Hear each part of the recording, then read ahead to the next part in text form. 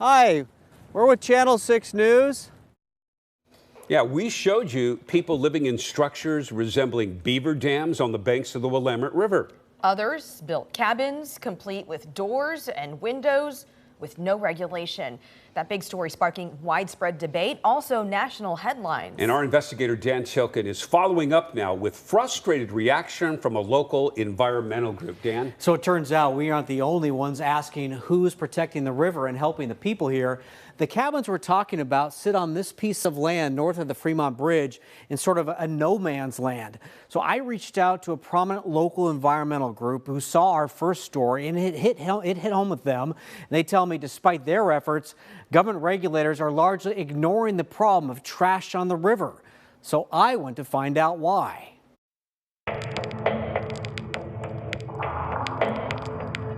The cabins are so isolated by the adjacent rail yard, we had to take a boat back in March to get a closer look. There's a cabin with a solar panel on it. There's windows that they've got built in. Several of these cabins are actually quite square. They're built very proportionately. They've got metal roofs. People who live in condominiums across the river tell us some of the cabins have been there for at least 5 years. Some of the places where they appear to be living are hard to discern because they're made completely out of driftwood. They've made piles of wood on top of each other. It's hard to imagine somebody living in there. Hello! Can we talk to you? I hope to speak with the man we saw coming and going from one of the driftwood structures. Yeah.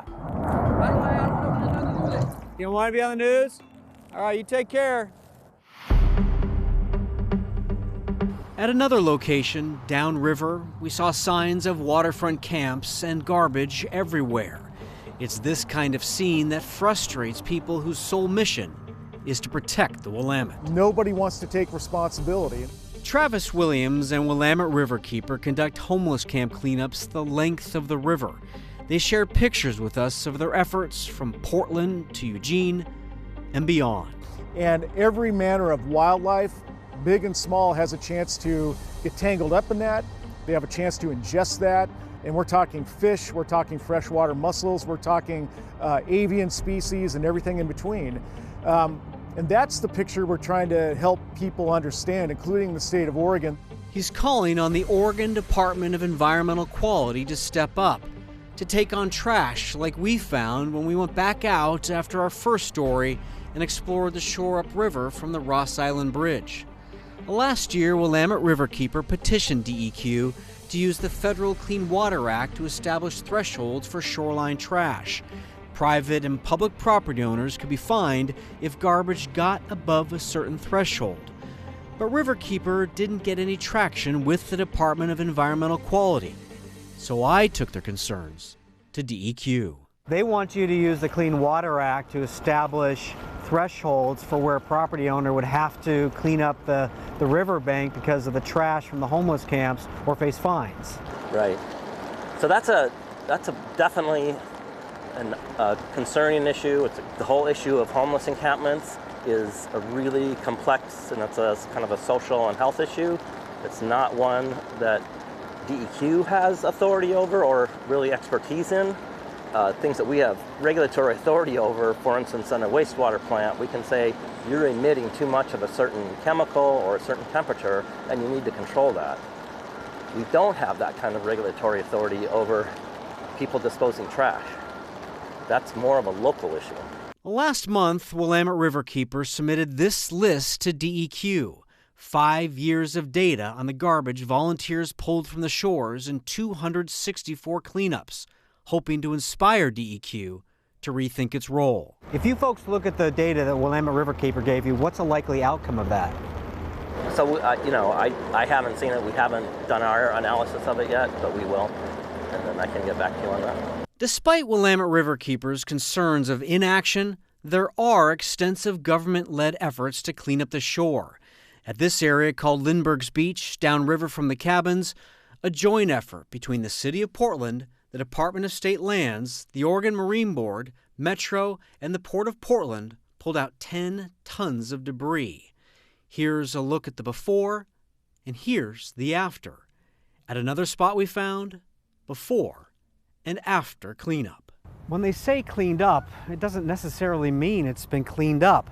At this encampment, you've got things like a perfume bottle.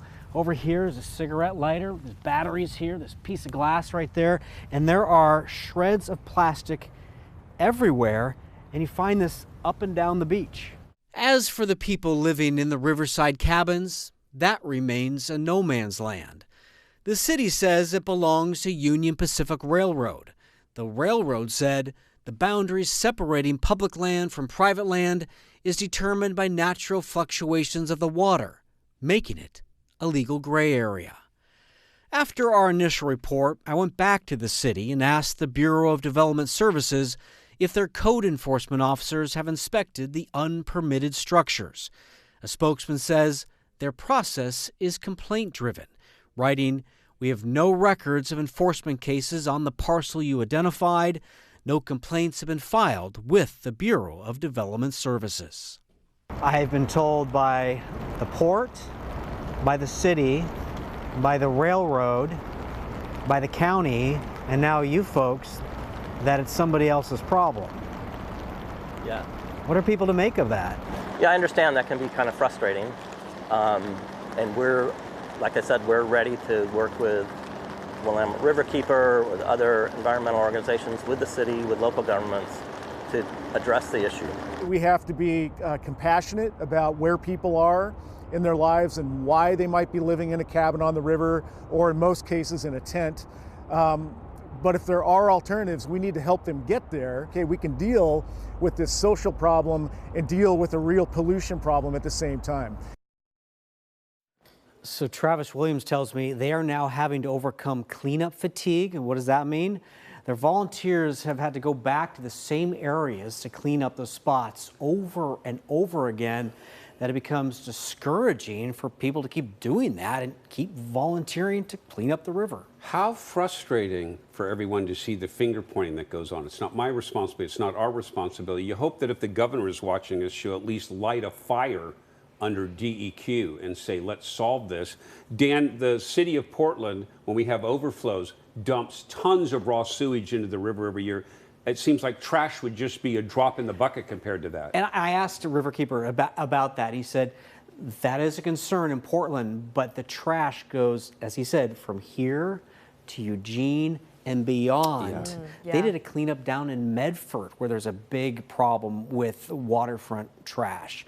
So it's, yeah, we have a pollution problem and sewage in Portland, but this goes for a long ways. Yeah. Okay, great reporting as usual, Dan, on that. And I'm sure we're going to get a lot of viewer feedback on this like we did on your first story. Absolutely. All right. Thanks, Dan.